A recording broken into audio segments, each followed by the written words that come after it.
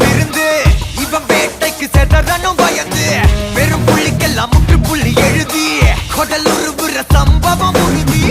இதுவரையில் நல்லவன் இருந்தான் இந்த கதையில ராட்சச முகம்தான் பத்தி குச்சி